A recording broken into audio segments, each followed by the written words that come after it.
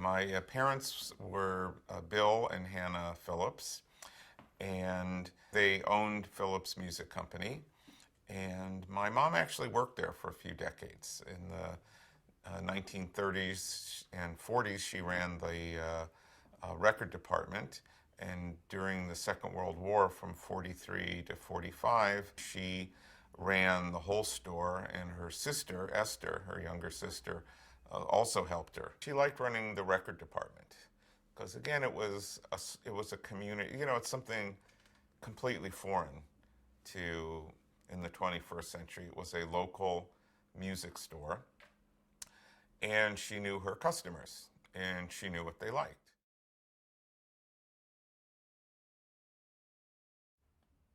He married my mom in 33, and before he opened his music store, he was a professional musician. He played in studios.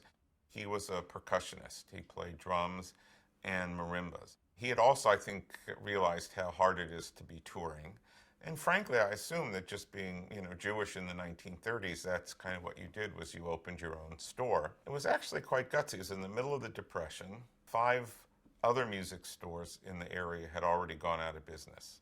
Rather than seeing this is no place to open a music store, he saw, hey, all the competition is gone. Now might be a good time to open a music store.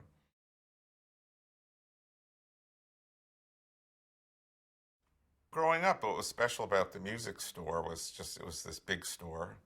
And when we were little kids, it had this whole back area where we could go climbing, where he kept stored all the tubes. And then when I was in high school, it was special because he had all these guitars and mandolins and all kinds of interesting people coming into the store. Like Saturday nights, people would come in and play instruments, sometimes just to screw around, or sometimes because they're interested in buying them or testing out, the reeds. So let me just make sure these reeds are okay, put them in a saxophone, and, play some just incredible passages. So you would very often hear there'd be music, live music going on this informal basis.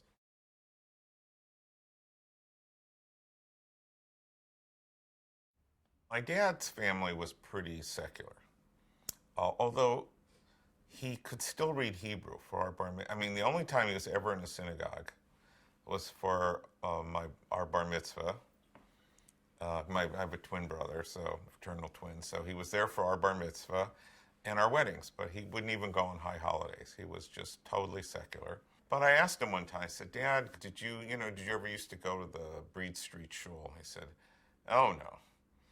I mean, he just did not like, orthodoxy or any of that. I said, why not? He said, oh, they're always trying to get you for a minyan. So I said, well, why didn't want to do that? He said, no, I had to go to work. I want to open my store. I don't want to sit there praying with those guys. My mother went actually her mother was president of Hadassah in Boyle Heights. And they were from a much more sort of Jewishly grounded family. Boyle Heights, contrary to people's sort of image of it as an Orthodox area, was actually very heavily communist and Yiddish speaking.